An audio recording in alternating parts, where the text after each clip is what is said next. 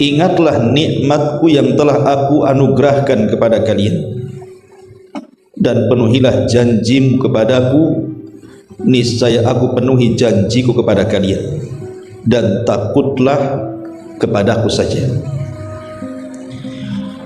Inilah ayat yang pertama kali membuka kisah lembaran Bani Israel. Karena dalam surah Al-Baqarah ini paling banyak menceritakan tentang kisah Bani Israel dan juga orang-orang Yahudi. Beda dengan surah Al-Imran. Kalau surah Al-Imran lebih ke membahas orang-orang Nasrani. Karena asbab nuzul surah Al-Imran itu salah satunya adalah ketika datang kabilah Najran yang beragama Nasrani ingin masuk Islam. Tapi kemudian mereka berdialog lebih dahulu tentang siapa Isa, ibundanya, dan juga soal ketuhanan. Maka turunlah surah Al-Imran 1 sampai ke hampir 100 ayat. Tapi surah Al-Baqarah ini lebih banyak bicara tentang orang Yahudi. Umumnya bicara soal Bani Israel, karena harus dibedakan Bani Israel dengan Yahudi. Yahudi itu bagian daripada Bani Israel, tapi Bani Israel bukan Yahudi. Karena Bani Israel itu kumpulan dari 12 kabilah, salah satunya Yahudi. Jadi setiap Yahudi adalah Bani Israel, tapi tidak setiap Bani Israel dia Yahudi. Malam ini kita akan berkisah tentang Bani Israel. Ma'asyiral muslimin yang dimuliakan Allah Subhanahu wa taala. Dari mana kita bermula dari kisah Bani Israel ini? Al-Quran menyebut kalimat Bani Israel ini sebanyak 43 kali. Yang 41 kali lafadznya Bani Israel, dan yang 3 kali dimufradkan, lafadznya hanya Israel saja.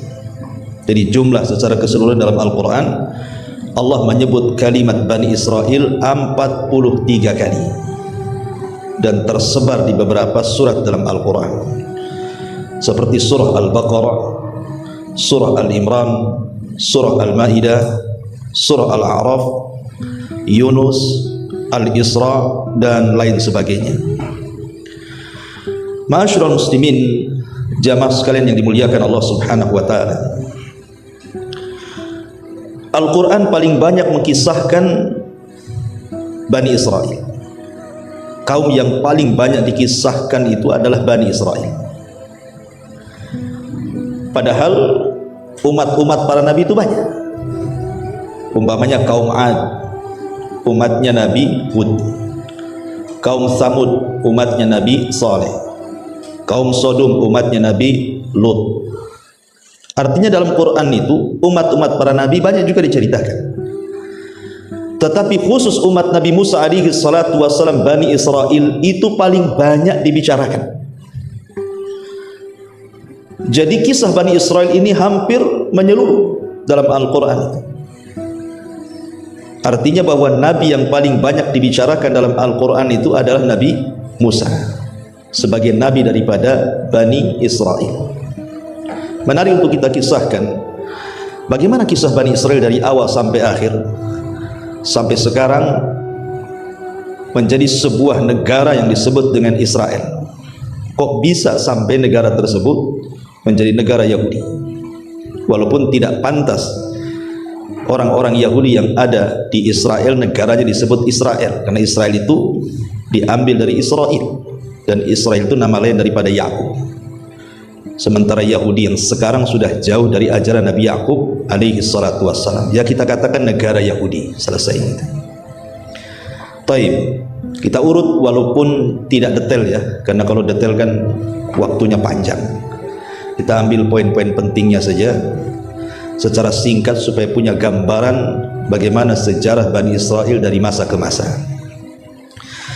Ma'asyiral muslimin yang dimuliakan Allah Subhanahu wa taala. Berawal kisah Bani Israel adalah dari Nabiullah Ibrahim alaihi salatu wassalam. Jadi Nabi Ibrahim alaihi salatu wasalam setelah hijrah dari negeri Babylon, negerinya Namrud, bersama istrinya Sarah menuju Palestina. Kemudian di Palestina inilah banyak peristiwa sampai dia hijrah ke Mesir, kemudian balik lagi ke Palestina, akhirnya menetap di Palestina. Lah Nabi Allah Ibrahim alaihi salatu wasalam diuji oleh Allah Subhanahu wa taala, tidak kunjung punya keturunan.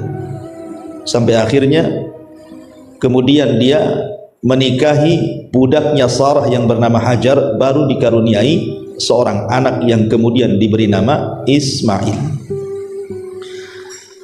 Singkat cerita, setelah punya anak Ismail, maka Allah Subhanahu wa taala anugerahkan kepada Sarah kabar gembira dengan kedatangan 3 malaikat yang menjelma seperti manusia yang tampan.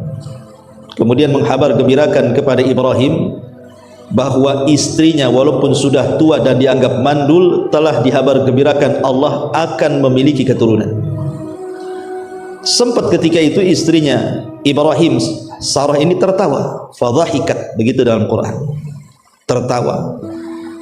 Tetapi kuasa Allah Subhanahu wa taala, Allah Maha Kuasa, walaupun sudah tua dan mandul, kalau Allah berkehendak, idza arada syai'an an yaqula lahu kun fayakun. Maka lahirlah keturunan dari Sarah, seorang anak laki-laki namanya Ishak. Ma'asyiral muslimin yang dimuliakan Allah Azza wa Jalla, dari Ishak inilah Ishak kemudian menikah dengan seorang wanita namanya Rifqah. Tetapi selama 40 tahun Allah uji juga, Ishak ini juga tidak punya keturunan. Lama dia menikah, sampai 40 tahun lebih tidak punya keturunan. Akhirnya Allah Subhanahu wa taala anugerahkan kepada Ishak punya keturunan, sekali punya anak kembar pula dia. Kemudian lahirlah anak pertama yang disebut dengan Al-Is. Al-Is ini yang kemudian disebut Abu Rum, bapaknya orang-orang Romawi. Salah satu nabi keturunan Al-Is adalah Nabi Ayub alaihi salatu wassalam.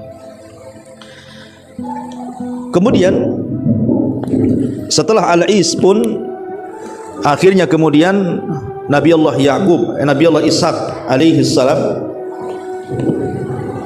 kemudian dikarunia lagi anak keduanya. Jadi beruntun, namanya anak kembar satu perut. Pertama keluar Al-Is, rupanya ada lagi anaknya dari Rifqah ini, rupanya keluarlah Ya'qub. Disebut Ya'qub karena Ya'qubu dalam bahasa Arabnya, karena dia menyusul abangnya, menyusul keluar, itu dalam bahasa Arab disebut Ya'qub namanya. Maka lahirlah Ya'qub. Ya'qub inilah yang kemudian bapaknya seluruh Bani Israel, karena Ya'qub itu memiliki nama lain yang disebut dengan Israel.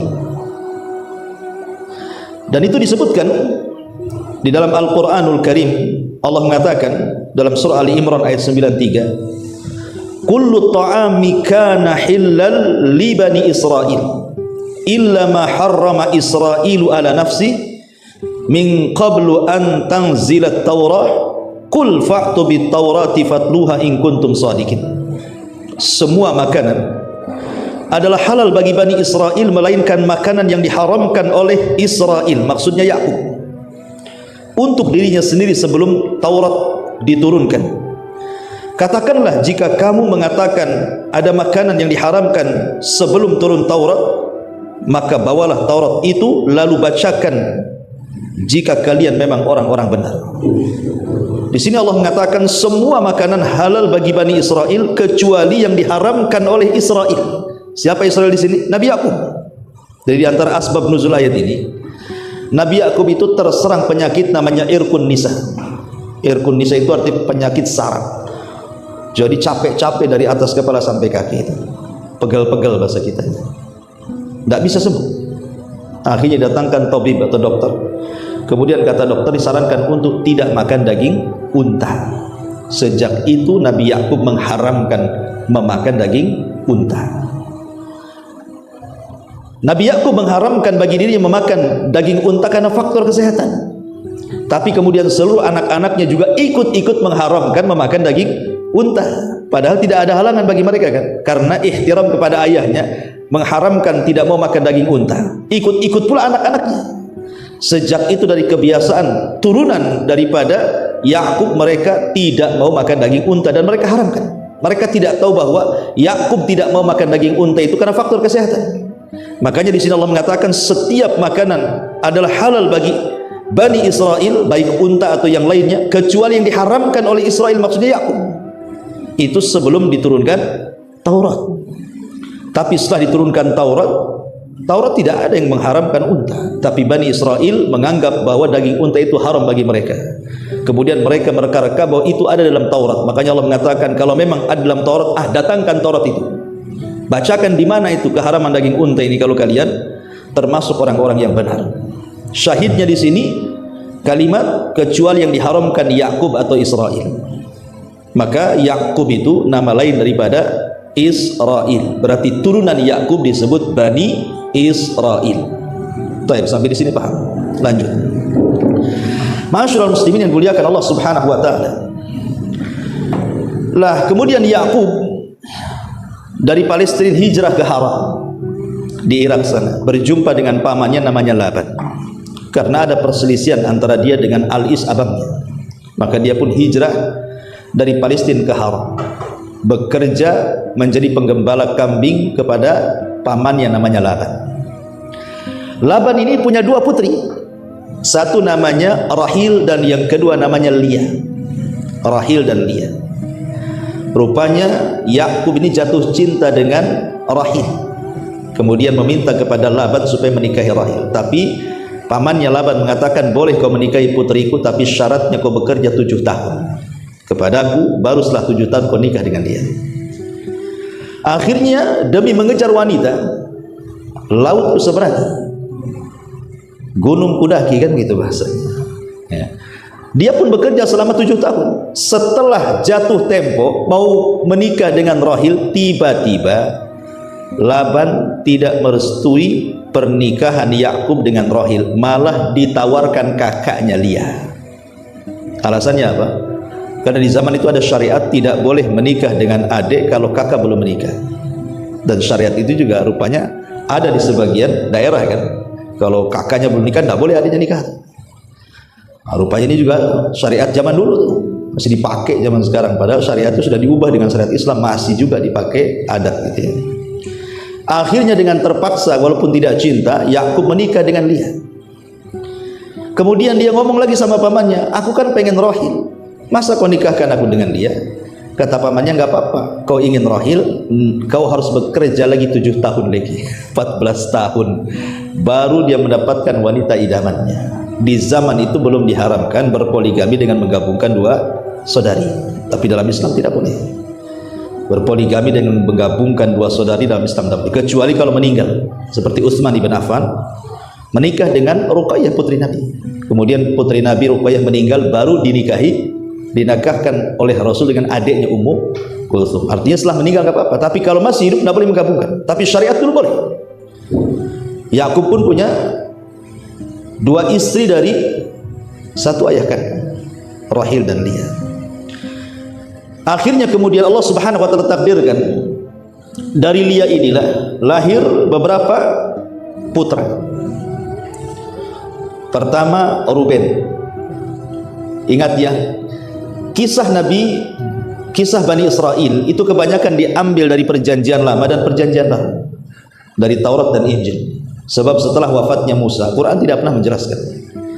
Hadis-hadis juga tidak ada menjelaskan kisah bagaimana kelanjutan kisah Bani Israel. Sehingga referensi kita itu hanya bisa mengambil dari kisah-kisah Israiliyah. Yang bertentangan kita buang, yang tidak bertentangan kita tidak benarkan secara mutlak, dan kita tidak mendustakan secara mutlak. Yang jelas Rasulullah SAW mengatakan, hadithu am Bani Israel wala haraj. Tidak mengapa ceritakan tentang kisah Bani Israel selama tidak bertentangan ya. Jadi dari Lia ini lahirlah 1 Ruben, yang kedua Syamun, yang ketiga Lawi, yang keempat Yahuda atau nanti turunnya disebut Yahudi, kemudian Yasakir, kemudian Zabulun. Zabulun ini 5 putra berarti ya, Ruben, Syamun, Lawi, Yahuda, Yasakir, Zabulun. Nah, dari Lia. Allah takdirkan Rahil ini tidak kunjung punya anak.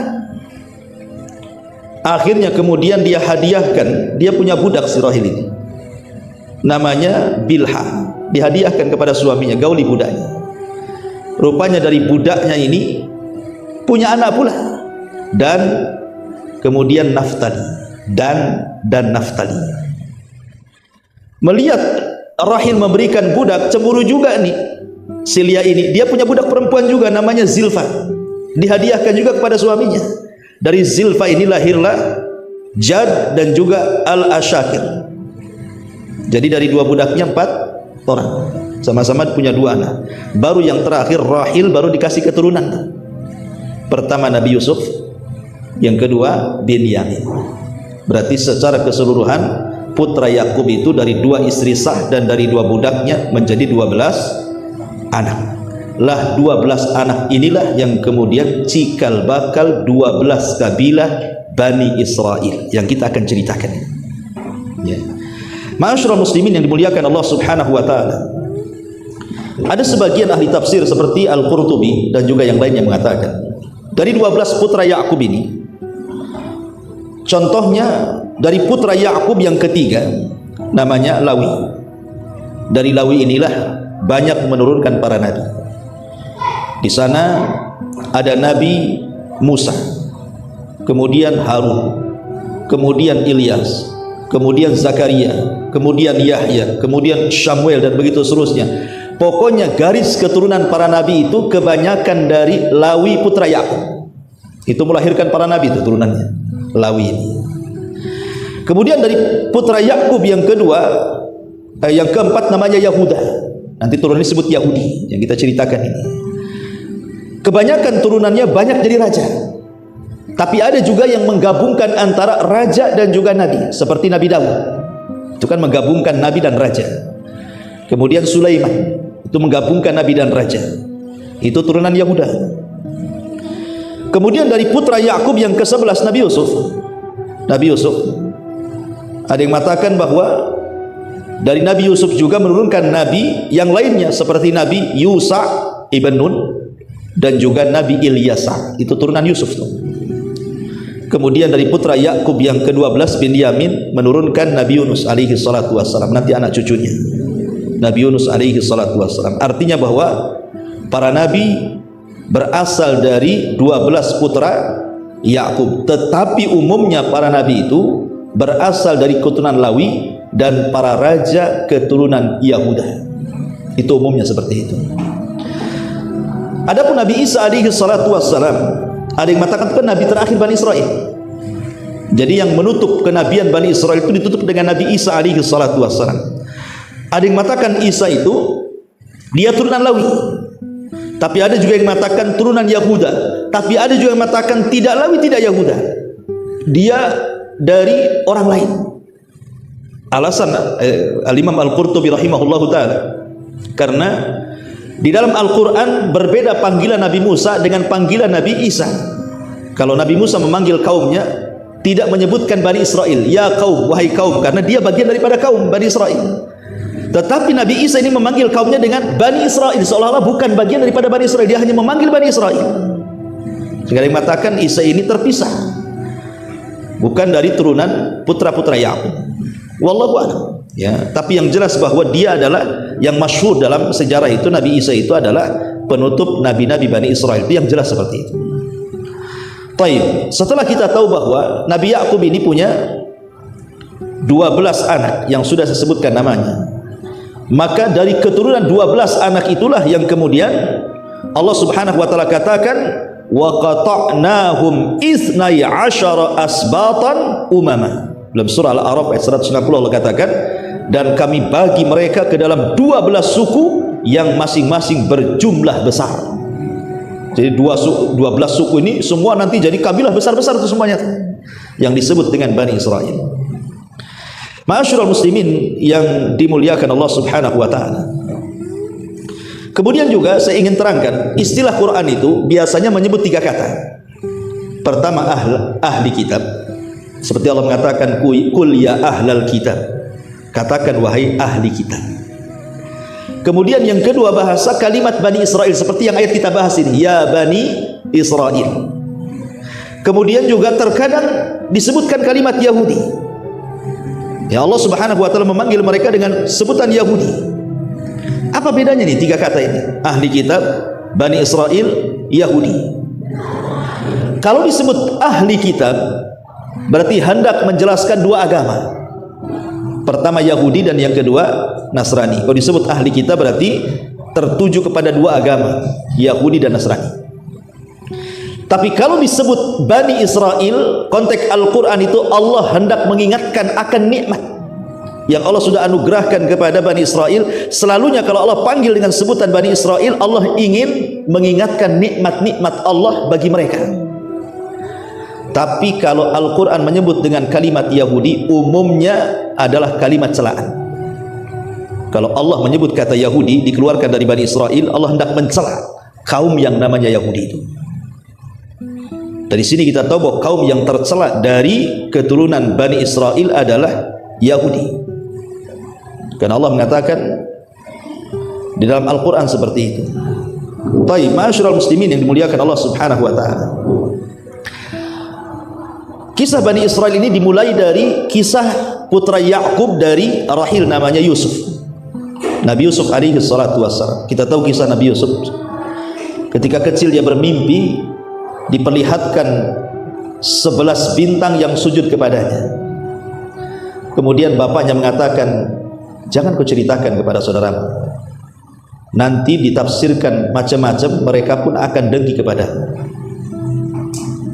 Tapi yang namanya anak-anak ya tetap aja diceritakan kan, itu namanya Yusuf anak-anak. Akhirnya kemudian saudara-saudaranya ini, khususnya yang 10, karena yang 11 ke 11 itu Benyamin tuh saudara kandung, dan mungkin Hasan. Yang Hasan itu 10 saudaranya. Mulailah merencanakan sesuatu. Karena Nabi Yusuf itu memang anak yang paling dicintai Yakub di antara anak-anak yang lainnya. Tentu ada alasan kenapa Yakub lebih mencintai Yusuf dibandingkan yang lainnya. Karena ketika hijrahnya Yakub dari Haran kembali ke Palestina, Allah takdirkan ibunda Nabi Yusuf ini meninggal, rahil ini, sementara Yusuf masih kecil. Sehingga Nabi Yakub ini berposisi sebagai bapak juga sebagai ibu, otomatis diberikan perhatian lebih. Itulah yang membuat Hasan istri yang lainnya. Kenapa kemudian Nabi Yakub lebih mencintai Yusuf, tidak mencintai anak-anak mereka? Kemudian Hasan istri yang lain itulah ditanamkan sama anak-anaknya. Maka anak-anaknya pun ikut Hasan akhirnya, dan ingin mencelakakan Nabi Yusuf karena selalu dilebihkan oleh ayahnya. Sebenarnya itu masalah fitrah kan, masalah kecintaan ini tidak bisa adil ya Pak. Antum punya anak 5, tidak semuanya antum bisa mencintai mereka sama rata 100% kan. Mesti salah satunya antum suka dan yang lainnya antum tidak suka. Mungkin yang satu ini karena cerdas, soleh, lebih senang kita sama dia dibandingkan yang lainnya kan. Mungkin yang satunya nakal luar biasa, akhirnya malas kita kan. Itu fitrah, tidak bisa. Sebagaimana orang berpoligami juga, membagi kecintaan itu boleh tidak adil. Karena Nabi juga tidak adil dalam memberikan kecintaan, dia lebih mencintai Aisyah dibandingkan istri yang lainnya kan. Itu masalah hati. Tapi itu pula yang kemudian menjadi Hasan 10 saudaranya yang berakhir dengan mencemplungkan Yusuf ke dalam sumur, kemudian diambil para pedagang, dijual pula ke Mesir. Kemudian yang membeli Allah sudah takdirkan Lauhil Mahfud, seorang pejabat Mesir yang sangat besar, Al-Aziz.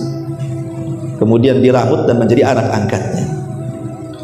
Singkat cerita, banyaklah peristiwa-peristiwa kalau kita cerita Nabi Yusuf kepanjangan. Singkat cerita, akhirnya Nabi Yusuf pun setelah banyak masa dilalui sampai di penjara karena kasus dia tidak mau melayani Zulaiha, tapi kemudian Allah berikan kecerdasan takwil mimpi. Kemudian dia pun menakwilkan mimpi sampai satu hari raja bermimpi aneh, ditakwilkan Nabi Yusuf. Disitulah kemudian Nabi Yusuf menawarkan diri untuk mengikuti alur mimpinya. Jadilah dia bendaharawan Mesir ketika itu, ekonom ya, yang akan membangkitkan ekonomi Mesir. Intinya Yusuf jadi orang nomor 2 di Mesir setelah Fir'aun Mesir. Tapi Fir'aun Mesir bagus di zaman Nabi Yusuf. Fir'aun yang jahat itu di zaman Nabi Musa ya. Jadi kaum Hekos itu, kaumnya Fir'aun di zaman Nabi Yusuf itu baik. Yang tidak baik itu adalah kaumnya siapa? Fir'aun di zaman Nabi Musa alaihi salatu wassalam ya, kaum Kipti namanya. Dan kaum Kipti ini juga yang kemudian mengalahkan kaum Hekos Fir'aunnya di zaman Nabi Yusuf, akhirnya berkuasa ya. Dengan sebab itulah mereka memperbudak Bani Israel.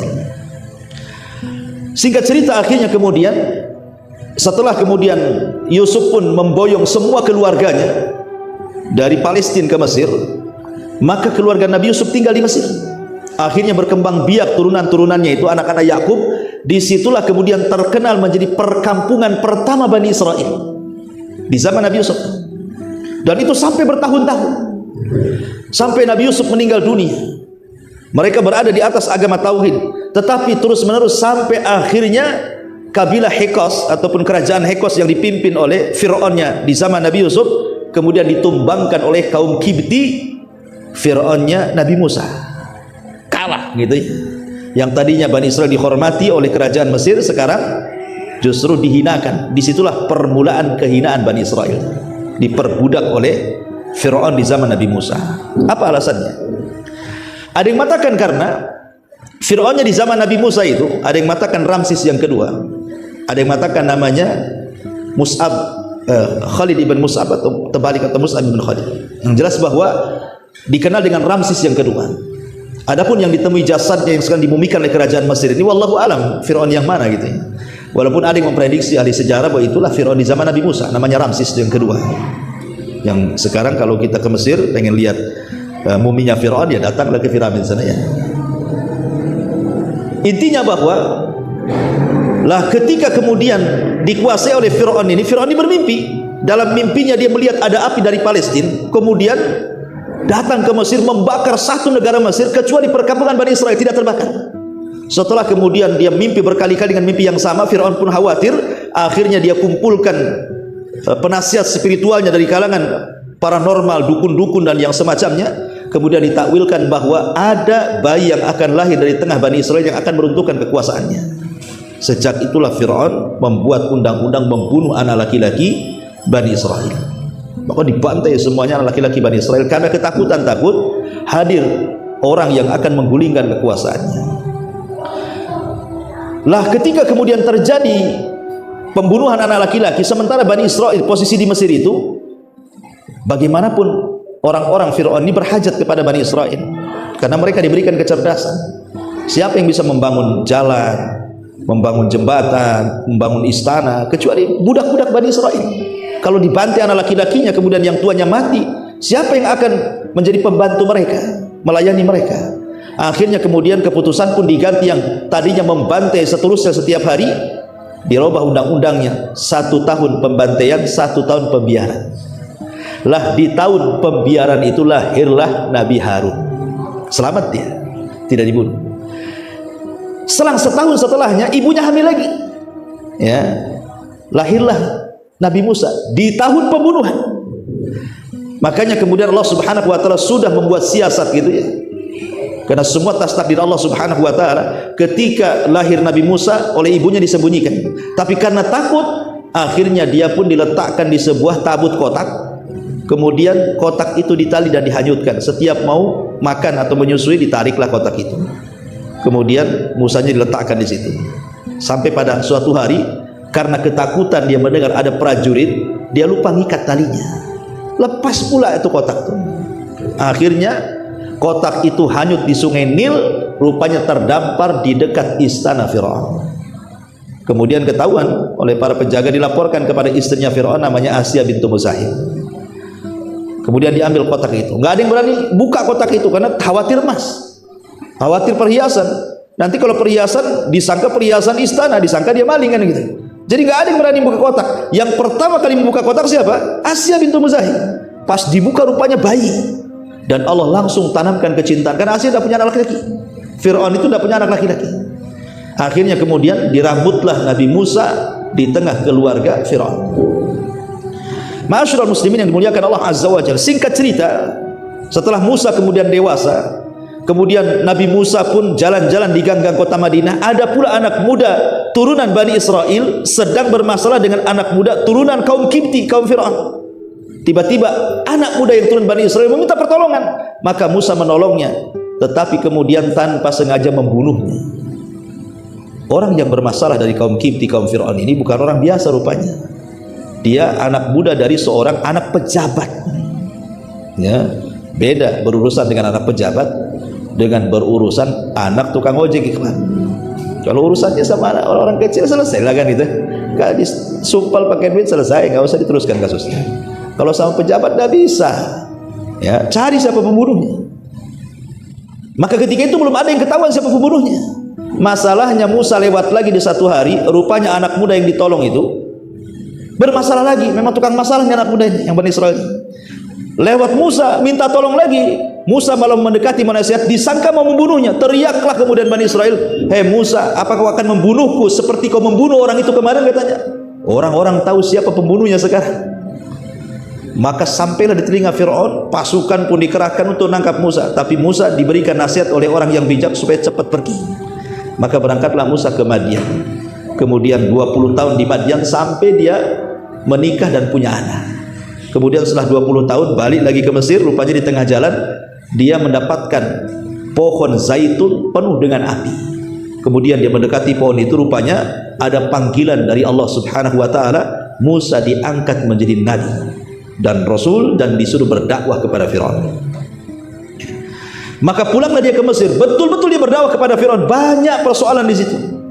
Ya, dan banyak mukjizat yang Allah anugerahkan kepada Musa. Tapi Firaun pun tak kunjung kemudian mau menerima dakwah Nabi Musa. Justru yang ada tagha, malah melampaui batas sampai menantang duel dengan tukang sihir. Lah ketika Nabi Musa kemudian berduel dengan tukang-tukang sihir Firaun, diakhiri dengan kemenangan duel Nabi Musa, sehingga seluruh tukang sihir Firaun bertobat kemudian sujud kepada Allah. Ketika itu Firaun sudah enggak berani mengganggu Nabi Musa. Maka Musa pun kemudian bertahun-tahun tinggal di tengah Bani Israel, mendakwahkan dakwah Islam kepada mereka. Tapi sampai satu hari, akhirnya Allah Subhanahu wa taala merintahkan Musa untuk membawa Bani Israel ke mana? Ke Palestina. Mendengar bahwa Bani Israel akan pergi, maka Fir'aun tidak terima. Dia siapkan pasukan besar untuk membantai Bani Israel. Maka kejar-kejaranlah kemudian Bani Israel yang dipimpin Nabi Musa dan para tentara yang dipimpin Fir'aun. Sampailah kemudian menyeberangi lautan. Akhirnya Fir'aun pun ditenggelamkan dan Musa serta Bani Israel melihat dengan kedua mata mereka Fir'aun dan pasukannya ditenggelamkan di Laut Merah. Allah katakan fa'aghraqna, kami tenggelamkan mereka semua. Dari sini Bani Israel sudah diseberangkan jauh dari Mesir. Lah ketika ma'asyiral muslimin yang dimuliakan Allah Subhanahu wa taala, Bani Israel ini melanjutkan perjalanan dari Palestina menuju tanah perjanjian Baitul Maqdis. Sepanjang perjalanan ini banyak peristiwa yang menunjukkan buruknya akhlak mereka. Ya, buruknya akhlak sebagian Bani Israel, tidak semua. Sebagian besar Bani Israel, termasuk kabilah Yahudi dalamnya. Seperti mereka ketika Allah taklukkan Baitul Maqdis disuruh membungkuk, malah kemudian tidak mau membungkuk. Disuruh berdoa kepada Allah, hittah, ya Allah ampuni dosaku, malah hintah, minta makan. Belum lagi kemudian Bani Israel ini mereka membangkang kepada Nabi Musa alaihi salatu wasallam di banyak hal, mengeluh, menuntut, sampai banyak mukjizat Allah tampakkan kepada mereka, tidak sadar-sadar juga Bani Israel ini. Sehingga macam-macam peristiwa seperti ketika terjadi pembunuhan, kemudian Musa mengatakan sembelih sapi, malah mereka banyak tanya, akhirnya susah pula nyari sapinya. Kalaulah kemudian bukan karena mereka mengucapkan insya Allah, tentu mereka tidak akan mendapatkan sapinya, itu pun dengan harga yang sangat mahal. Bentuk bagaimana mereka mempersulit diri, Allah mudahkan, mereka minta untuk mempersulit diri. Kemudian ketika mereka diberikan makanan lezat manna dan salwa, malah minta pula yang enggak enak. Manna dan salwa ini kan makanan dari langit, tinggal makan saja. Ini enggak, maunya bawang, sayuran, lalapan bahasa kitanya kan. Gimana dikasih makanan enak mau lalapan pula kan itu ya. Kemudian ketika mereka ingin mendengar, orang-orang pilihan itu mendengar suara Allah ketika berfirman kepada Musa, mereka tidak mau mendengar, mereka mau melihat katanya. Allah seperti apa? Datang halilintar, membunuh mereka semua, tapi kemudian dihidupkan kembali. Macam-macam ceritalah kalau kita mau sedikit perjalanannya, terlalu lama. Intinya bahwa sampai kemudian di tanah perjanjian, Musa ini tinggal masuk saja dan Bani Israel ke Baitul Maqdis. Masalahnya harus melewati satu kota namanya Ariha. Ariha ini dipenuhi dengan kaum Kan'aniyun, turunan kaum Ad, orangnya besar-besar. Bani Israel tidak berani jihad. Akhirnya mereka mengatakan kepada Musa, ya Musa, kalau kami harus berperang untuk masuk ke Baitul Maqdis, kami tidak bisa. Kemudian mereka mengatakan, idhab anta wa rabbuka faqatila innaha huna qa'idun. Kalau kau mau jihad, jihad sana berdua dengan Tuhanmu, kami duduk-duduk memperhatikan di sini, katanya. Akhirnya mereka pun oleh Allah diazab, tidak bisa keluar dari negeri itu. Disebut Arduti. Selama 40 tahun disitulah Harun meninggal, kemudian Nabi Musa pun meninggal. Belum masuk ke Baitul Maqdis karena tidak mau jihad. Lah setelah Nabi Musa meninggal dan juga Harun sebelumnya meninggal, akhirnya kemudian estafet kepemimpinan di bawah naungan Yusha ibn Nun, anak muda yang kemana-mana di bawah Nabi Musa, sampai ketika berjumpa dengan Khidir pun dibawa tuh Yusha ibn Nun. Rupanya dia pula yang meneruskan perjuangan. Ketika para pengecut di zaman Nabi Musa sudah mati, kemudian datang generasi kedua para pemberani, maka Yusha ibn Nun inilah yang berhasil memasukkan Bani Israel kemana? Ke Baitul Maqdis. Yang Nabi Musa tidak bisa, Yusha ibn Nun bisa. Itulah Nabi yang Allah berikan mukjizat mampu menghentikan matahari saat perang. Jadi ketika mereka masuk di waktu asar, terjadi perang. Kemudian hampir menang, matahari mau tenggelam, sementara besoknya hari Sabtu. Orang Yahudi itu punya keyakinan tentang hari Sabtu, itu hari sakral, gak boleh perang. Kalau sampai berhenti peperangannya gagal lagi, maka Yusha mengatakan kepada matahari, engkau makhluk yang diperintah, aku juga nabi yang diperintahkan, maka aku berdoa kepada Allah agar engkau berhenti. Akhirnya matahari pun berhenti, tidak tenggelam sampai peperangan menang baru ditenggelamkan. Satu-satunya nabi yang bisa menghentikan matahari karena izin Allah adalah Yusha ibn Nun. Itulah akhirnya Yusha ibn Nun berhasil memasukkan Bani Israel ke Baitul Maqdis. Disinilah pengasas kerajaan Bani Israel pertama. Ya, karena gini, ikhwatu fiddin muliakan Allah Subhanahu wa taala. Bani Israel ini, kalau saya boleh singkat, itu menjadi 3 fase, 4 fase. Nanti kita akan cerita ini. Bani Israel ini sepanjang perjalanan dari kisah Yusha ibn Nun memasukkan Bani Israel ke Palestina ini, nanti akan melewati 4 fase. Apa saja itu? Pertama, Ahdul Qudah, era kehakiman. Yang kedua, Ahdul Mulukul Awal, era kerajaan yang pertama.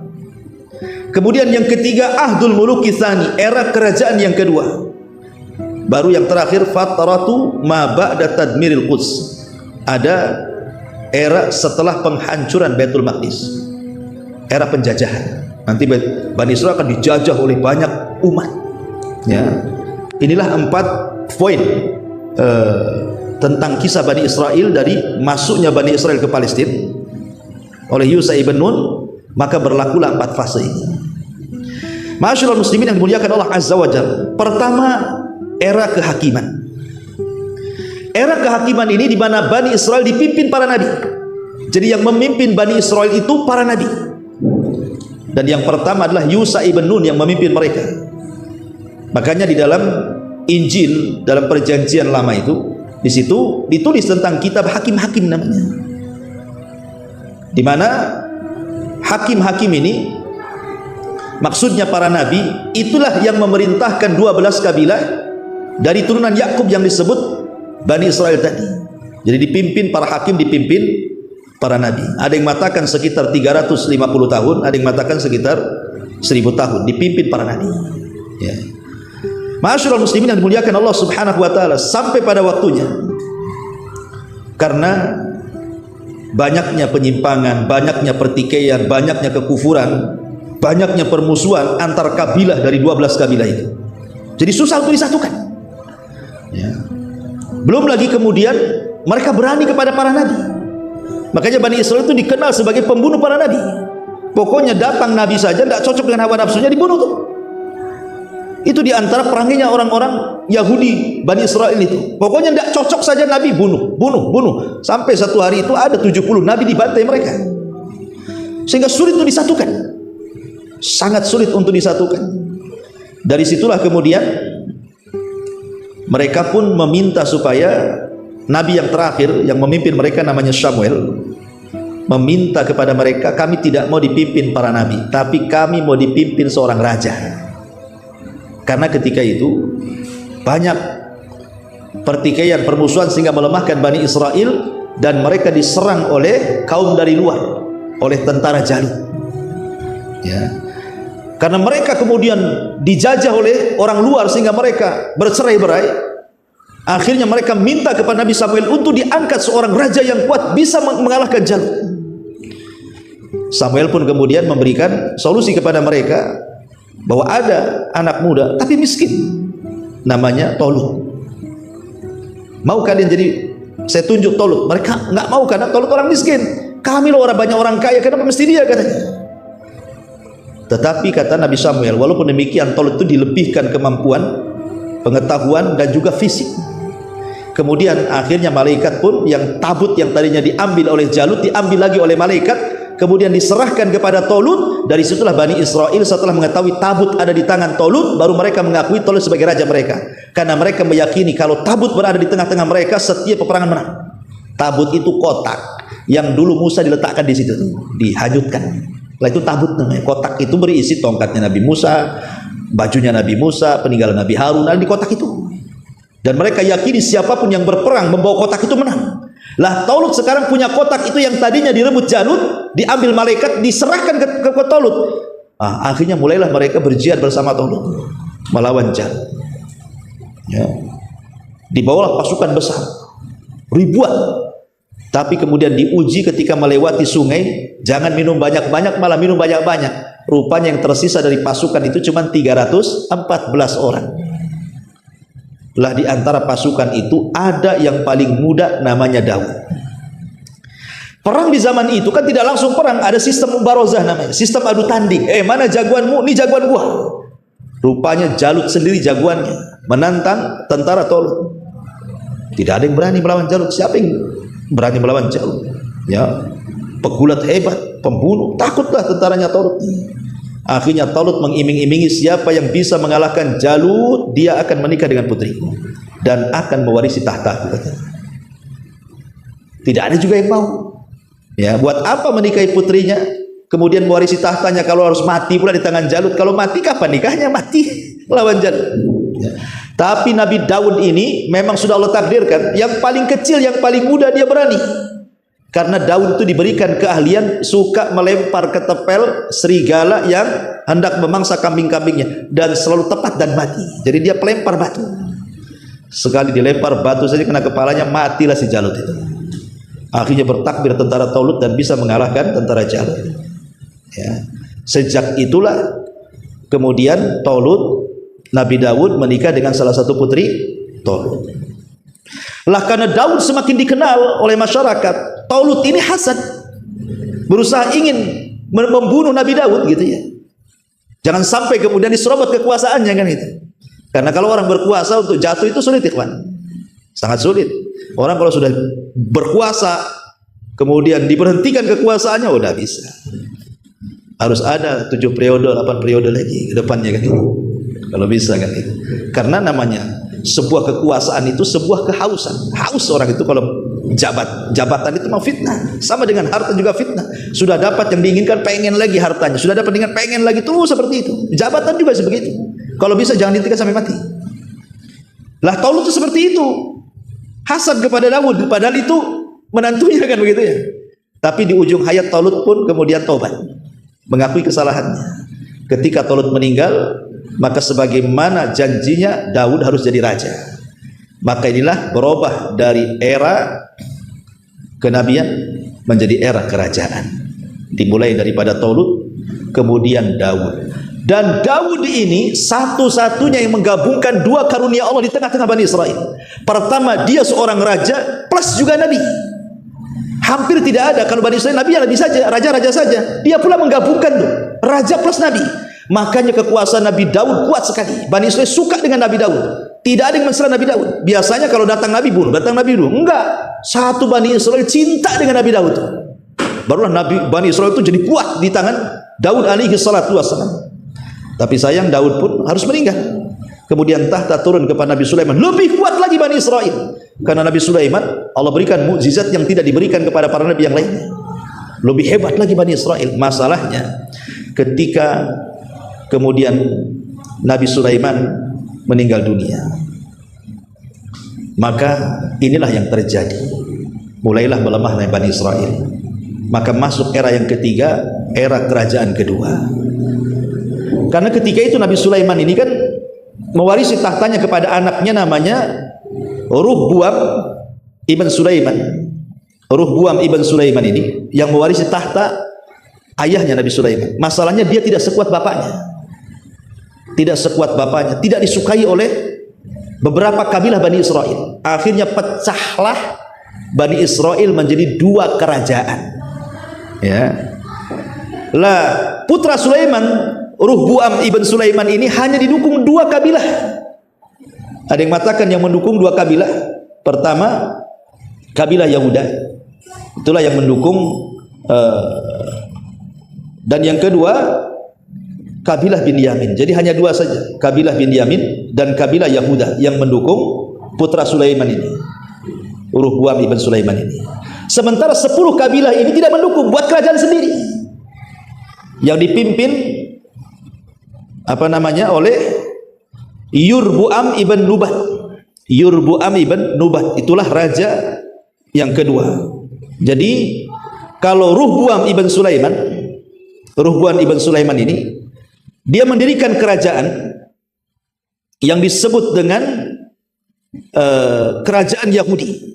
Kerajaan Yahudi yang ibu kotanya Yerusalem. Ya. Ada yang mengatakan begitu. Jadi kerajaan Israel atau kerajaan utara itu dipimpin oleh Yurbuam bintu Nubat dari 10 suku atau 10 kabilah dengan Samaria sebagai ibu kotanya.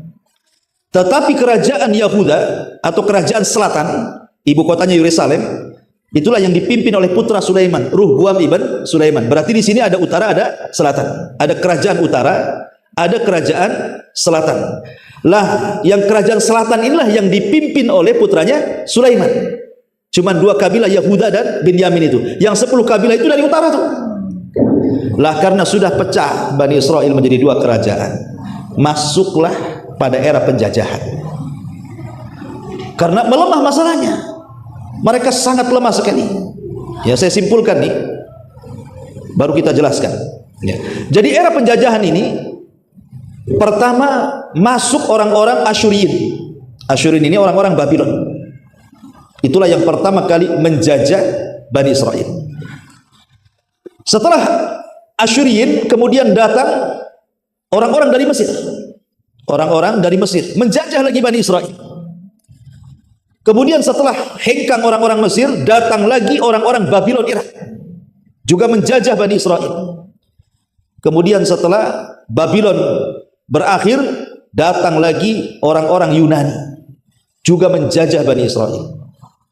Kemudian setelah Yunani, datang lagi dari Mesir lagi, menjajah Bani Israel.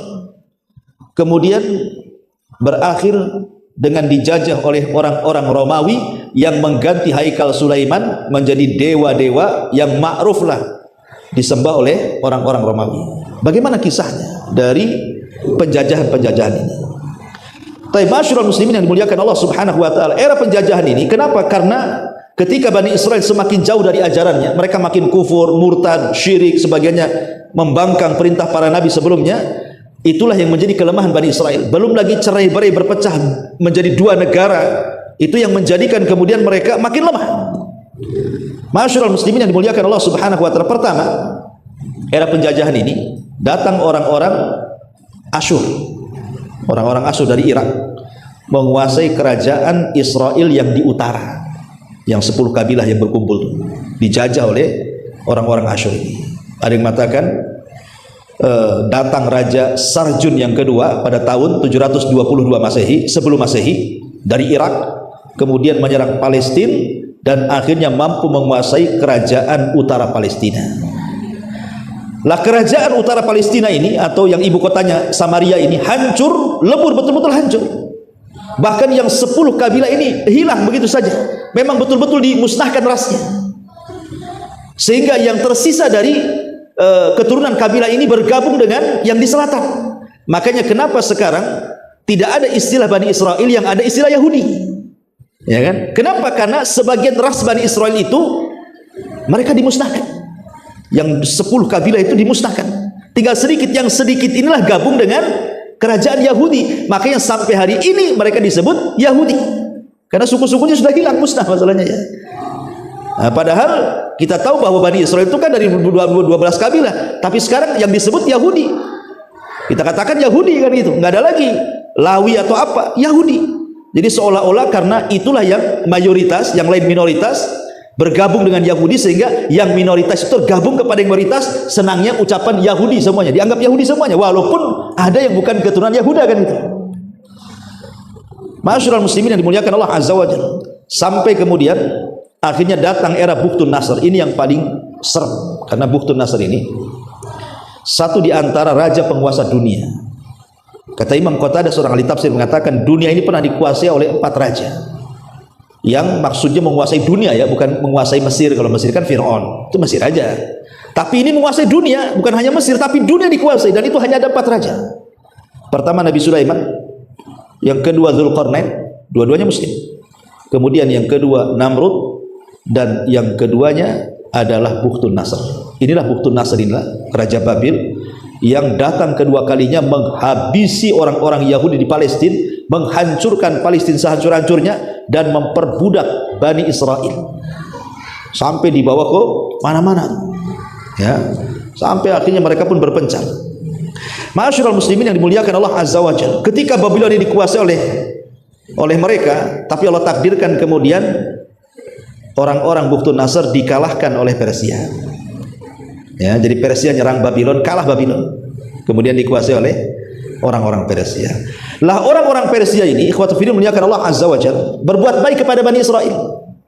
Jadi Bani Israel yang berada di Irak Babylon ini dipulangkan kembali ke Palestina sebanyak 50.000 kurang lebih. Sisanya masih tetap tinggal di Babylon.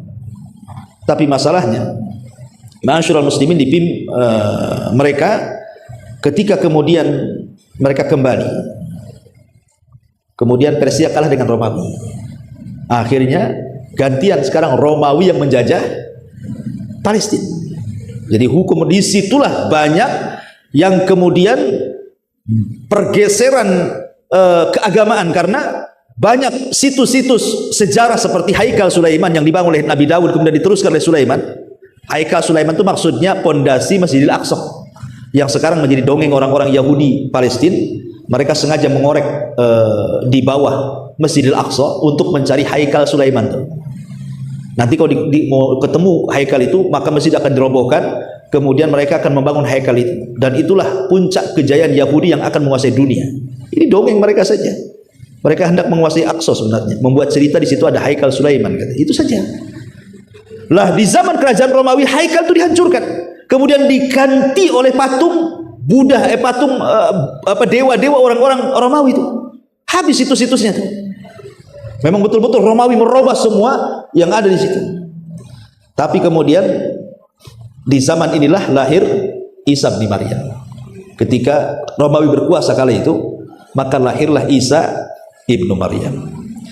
Lah Isa ini tidak disukai oleh orang-orang Bani Israel. Kenapa? Karena mereka mengharap kalau bisa Isa itu sekuat Raja Talut yang bisa mengalahkan Jalut kan itu. Kalau bisa sekuat Talut yang bisa mengalahkan orang Romawi, Isa pula tidak punya kekuasaan, tidak punya power seperti Talut. Karena memang Isa tidak ditugaskan itu hanya berdakwah saja. Makanya banyak kemudian orang-orang Bani Israel mereka tidak ikut Isa. Kebanyakan mereka cenderung membenci Isa, terutama orang-orang Yahudi. Sementara yang banyak masuk ke dalam agama Nasrani itu justru orang Romawi. Makanya lihat orang Nasrani berkembang di Eropa kan. Ya, justru orang-orang Eropa yang banyak ikut Nasrani, karena Bani Israel sendiri mereka benci kepada Isa. Sampai bekerja sama untuk membunuh dengan kerajaan Romawi. Kalau bukan karena Allah angkat ke langit, Isa sudah mati itu. Karena ini konspirasi orang-orang Yahudi dengan kerajaan Romawi supaya Isa itu dibunuh. Tapi Allah Subhanahu wa taala angkat ke langit. Ya. Lah saat peperangan antara Romawi dan Persia inilah, kemudian Bani Israel diperbudak lagi oleh Romawi. Sebagian mereka itu kan kemudian kemana-mana. Lah ada yang kemudian mereka hijrah atau mencari suaka sampailah ke kota Madinah. Di situ ada kabilah Bani Quraidah, ada kabilah Bani Nadir, ada kabilah Bani Hunayqa kan itu, dan ada yang tinggal di Khaybar, macam-macam. Nah itulah sejarahnya kenapa Yahudi bisa ada di Madinah di zaman Nabi. Karena ketika kalahnya Persia oleh Romawi, kemudian Romawi menguasai Bani Israel lagi, maka akhirnya mereka kemana-mana. Yahudi dipencar ke sana kemari, sampailah ke kota Madinah dan Khaybar. Ya. Singkat cerita, ma'asyiral muslimin yang dimuliakan Allah Subhanahu wa taala, ketika era Isa sudah enggak ada lagi, ya, maka di tahun 135 Masehi setelah lahirnya Isa bin Maryam, orang-orang Yahudi melakukan pergolakan lain di zaman pemerintah Romawi pada masa Raja Romawi kala itu. Jadi mereka berusaha untuk, ya bahasa kita, menggulingkan, tapi gagal. Berkali-kali mereka hendak memberontak kepada kerajaan Romawi, gagal terus. Sampai akhirnya mereka pun diusir dari Yerusalem. Sejak itulah akhirnya berakhirlah kerajaan Bani Israel. Setelah Isa diangkatnya, sudah tidak ada lagi kerajaan Bani Israel. Karena akhirnya di masa Nabi kan berpencar di mana-mana Yahudi, satu dunia. Ada yang di Madinah, ada yang di mana-mana kan, cuman kebanyakan lari ke kota Madinah. Kenapa? Karena ada kabar dari padri-padri pendeta mereka bahwa di situ akan lahir Nabi akhir zaman yang akan mengembalikan kejayaan mereka. Masalahnya ketika Nabi itu sudah muncul, nggak mau beriman. Kok nabinya orang Arab katanya?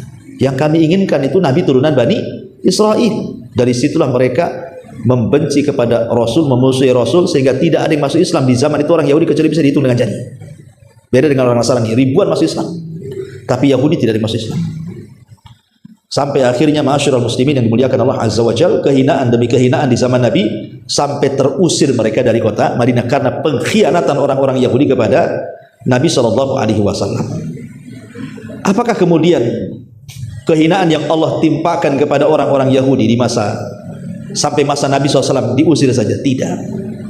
Bahkan setelah Nabi SAW meninggal, dan Yahudi juga di mana-mana, ikhwatu fillah muliakan Allah Subhanahu wa taala. Kita tahu bahwa di zaman modern Yahudi juga tidak luput dari siksaan negara-negara. Contoh umpamanya di Eropa. Di Eropa, yang ketika itu Eropa di bawah kekuasaan Nasrani Inggris, ya. Jadi pada tahun 1298 Masehi, Raja Edward yang pertama, Raja Inggris itu yang beragama Nasrani, itu mengusir seluruh orang-orang Yahudi dari Inggris. Kalau tidak dibantai, akhirnya mereka pergi. Ya. Kemudian di Perancis, ya, pada tahun 1582 Masehi, Raja Louis yang ke-9 juga sama menyiksa dan mengusir mereka semuanya dari Perancis. Tidak boleh ada orang Yahudi di Perancis. Kemudian juga dijelaskan, bukan hanya itu saja, para pendeta Katolik pada tahun 1540 Masehi, di mana di Italia membunuh orang-orang Yahudi dan mengusir mereka jangan sampai tinggal di Italia. Kemudian juga pada tahun 1842 Masehi dan juga 1902 Masehi, ini terjadi di Rusia, ya.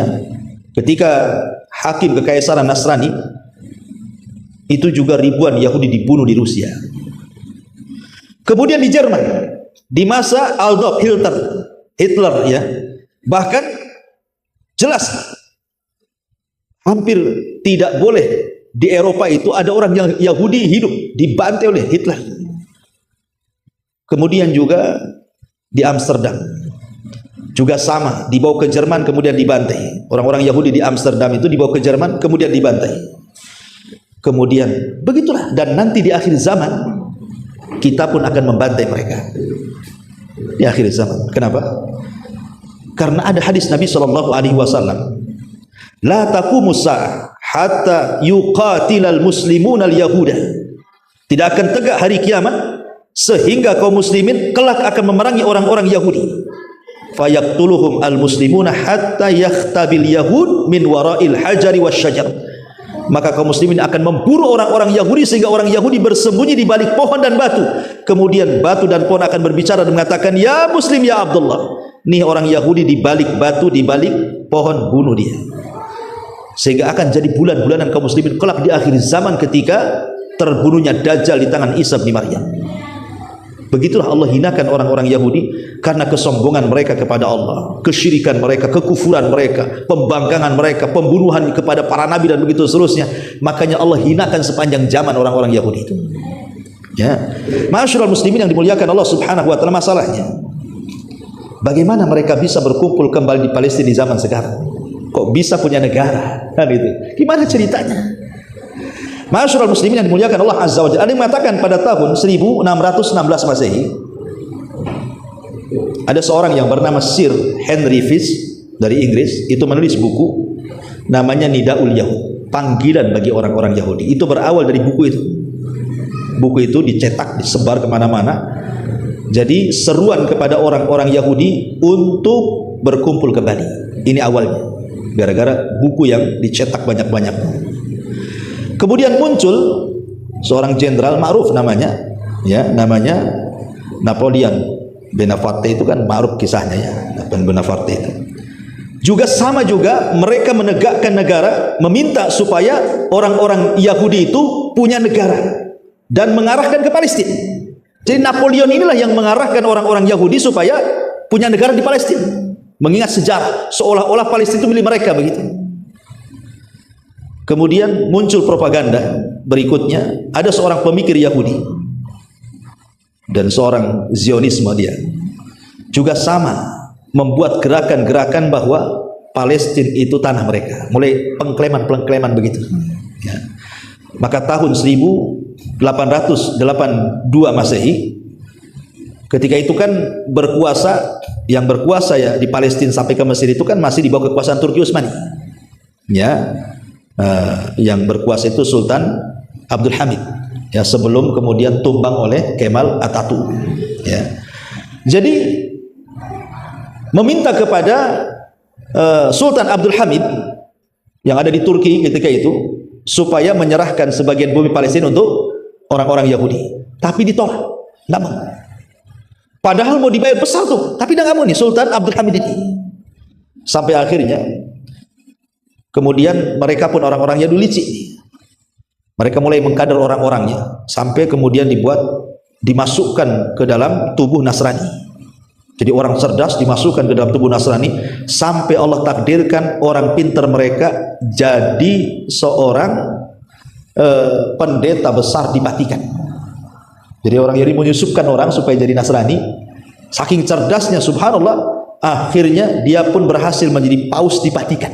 Orang Yahudi menyamar jadi paus di Vatikan. Ya, orang Islam tidak tahu. Lah paus di Vatikan inilah kemudian mengadakan kongres kedua pada tahun 1963 Masehi, meminta keputusan bahwa orang-orang Yahudi tidak bersalah, seolah-olah dia mau menghapuskan soal pembunuhan kepada Isa, karena kan orang Yahudi menganggap mereka sudah membunuh Isa. Maka paus mengatakan bahwa Isa itu orang Yahudi dimaafkan, itu maksudnya, supaya tidak ada permusuhan antara Yahudi dan Nasrani, didekatkan dulu dengan Nasrani. Tapi ingat Allah mengatakan tahsabuhum jami'an wa qulubuhum syatta. Kau lihat Yahudi Nasrani itu berkumpul jadi satu, tapi hati mereka itu bercerai-berai sebenarnya. Nampak saja orang kafir itu bersatu, hati mereka itu berpecah sebenarnya. Tapi itulah kelicikan orang-orang Yahudi. Sampai puncaknya ketika ada salah seorang di antara mereka menjadi paus di Vatikan itu, kemudian mereka pun menggalang dana besar-besaran, kemudian hendak meminta kepada Raja Turki Utsmani ini Abdul Hamid untuk membeli, kalau tidak mau ngasih dibeli, tapi tetap tidak mau. Makanya kemudian membuatlah kerusuhan di Turki sampai pada akhirnya Sultan Abdul Hamid dilengsarkan. Kemudian berakhirlah kerajaan Turki Utsmani, dan ketika itu dikuasai oleh Mustafa Kemal Atatürk. Inilah yang kemudian mengasas Turki yang tadinya negara Islam, ya, berubah menjadi sekuler. Jilbab tidak wajib, tidak boleh. Bahasa Arab ditiadakan. Nama waktu-waktu sholat diganti dengan bahasa Turki. Makanya orang Turki nggak kenal sholat. Nah, kemudian banyak simbol-simbol Islam itu dihancurkan. Pelajaran-pelajaran agama itu disekulerkan di sekolah-sekolah. Dan berhasil Kemal Atatürk ini, ya, menghilangkan peninggalan Turki Utsmani, betul-betul disekulerkan karena hanya ingin supaya disamakan dengan negara Eropa. Jadi undang-undang Eropa diadopsi, dimasukkan ke Turki, akhirnya rusak Turki. Ya belakangan lah setelah 2014 kan ada pemilihan presiden, baru kemudian terpilihlah sekarang ya siapa, Erdogan kan itu ya.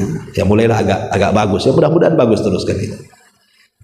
Ma'asyiral muslimin yang dimuliakan Allah Azza wa Jalla, maka pada tahun 1917 Masehi, Menteri Luar Negeri Inggris yang bernama siapa lupa namanya mengizinkan orang-orang Yahudi ini tinggal di Palestina. Lah kaum muslimin yang tinggal di Palestina yang mungkin imannya kurang, akhirnya mereka mulai menjual lahan mereka dengan harga mahal. Mereka tidak tahu bahwa tanah itu tanah mulia, tapi karena harganya mahal kan, akhirnya dijual sedikit, akhirnya meluaslah kerajaan Israel ini, makin luas, sampai akhirnya mengklaim bahwa Palestina tanah mereka. Sampai hari ini justru Palestina yang berusaha minta kemerdekaan, sampai hari ini ditekan oleh dunia. Bayangkan, padahal Palestina dijajah, tapi Yahudi menganggap Palestina yang menjajah. Ya, ma'asyiral muslimin yang dimuliakan Allah Azza wa Jalla, intinya pada tahun ke 1947 Masehi, resmi Amerika mengeluarkan keputusan bahwa Palestina dibagi menjadi dua bagian, sebagian diberikan kepada kaum muslimin dan sebagian diberikan kepada Yahudi Israel. Sampai hari ini terjadi perang, ya, dan setiap hari kaum muslimin dibantai oleh orang-orang Yahudi.